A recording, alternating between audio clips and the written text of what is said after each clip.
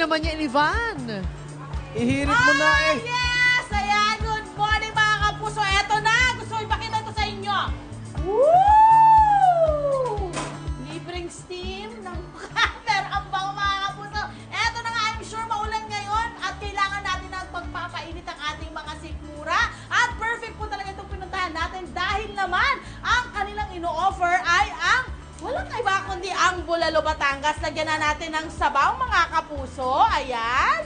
Para dalhin ko na sa kabila. Okay. At itong Bulalo Batangas na ito mga kapuso ay pwede yung pagpilian sa regular price po nila na may litid lamang na halagang 105 pesos. At pwede rin po yung kanilang may laman or bone marrow na halagang yan po ay 165 pesos. Pero, hindi lamang po bulalo ang kanila ipinagmamalaki rito. 4 hours pong pinakuluan yan, ha? Dahil dito na mga kapuso ay ang goto. Meron sila. Pero kakaibang goto ito. Sir! Nandito kasama ko si Chef Joe De Ramos, ang owner ng Andy's Famous Batangas, Lomi and Bulalo. Ano ang pinakamagandang gawin pag Batangas goto ang yung lulutuin?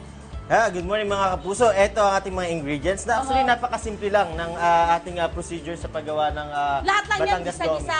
Yes, gisa-gisa lang yan. So, isa ang Batangas Goto sa dinadayo dito sa Andes. Bukod sa Bulalo at saka sa Lomi. So, madali lang yan. Ito lang ang procedure niyan. At makikita, ang alam ko, pinakukuluan mo pa talaga itong mga lamang loob. Kailangan natin nililinis, pakuluan. syempre, Yes, no? linisan. Pakuluan hanggang sa lumambot ito, mga at least 2 hours kasi medyo matagal ang pakuluan dyan dahil sa gumagamit tayo ng tuwalya, balat ng baka, and then yung mga ibang laman loob ng baka. Oh, wow! So kahit paghalu-haluin pala yan, Chef, yung parang yung pagpapakulo mo, okay lang sila. Yes. Oh, I love it. Okay, pero mga kapuso, aside sa pagpapakulo, kailangan din niya mag-gisa. Igigisa niya sa sibuyas at kung ano-ano pang panggisa, the usual. At meron tayong pampalasang atsuete. Ang pinaka, dito, yung ating, ayan, bawang yan, sibuyas. May luya, syempre, meron tayong, anong tawag dito? Siling, sigang, yes. Yeah, pampaanghang. O, diba, mga kapuso? So, madali lang to, gisa-gisa lang. Saan galing yung sabaw? Doon din sa anuhan nyo? Yes, yung pinagpakuluan. Kasi para, medyo ang sikreto kasi ng Gotong Batangas, kailangan magamit mo yung sabaw na pinagpakuluan kasi ito yung hinahanap na lasa, medyo gamey. Yung lasa. So, ayan. ito lang yan. Lagay lang ang ating pinalambot na lamang loob. Okay, ayan mga kapuso. Tandaan nyo, ang sikreto. Timplahan natin ng patis. Patis! Yes. Ayan, pampalasa. Pampalasa. At syempre pa, Paminta. paminta, Yes. atsuete. And then atsuete. Kung naglalagay tayo ng atsuete, para mas maging maganda ang kulay at mas maging appetizing siya. Ang itsura. Yes, ang itsura, O, yes. diba? Pero mga kapuso, yung atsuete, natural din po yun. Diba? Yes, Galing din sa, bunga din So, yan. ito yan. And Yan then, po ay sa halagang magkano lang? ano ang lang to? order nyo? 50 pesos per Grabe, order lang Chef. to. Okay.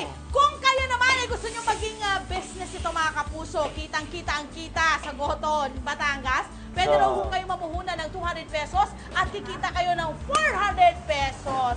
At eto na mga kapuso, Yes. may finished product na ako dito mga kapuso. Eto na ang kanilang finished product.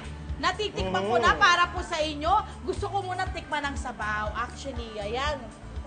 Mainit pa to mainit na yan. Oh my gosh! Sabaw pala! Kung mapapansin mo, ibang-iba yung Goto Batangas kaysa sa Goto dito sa Manila. Kasi pagka sinabing Goto, May kanin. may kanin yan eh. Malagkit yan eh. Yun yung nagiging problema sometimes. sometimes. Nasaan po yung kanin? Ay, hindi po ganyan na po talaga Oo, yan. yun yung nagiging problema ng mga parang customers. ulam. Yes, parang ulam yan. Pwedeng ulamin yan. Maraming salamat, Chef Yes, Joel. thank you, Tuloy-tuloy thank you, lang thank kayo, you, love. mga kapuso, Thank you, mga magtutok sa inyong pambansang morning show ang Unang Hirit. Saya.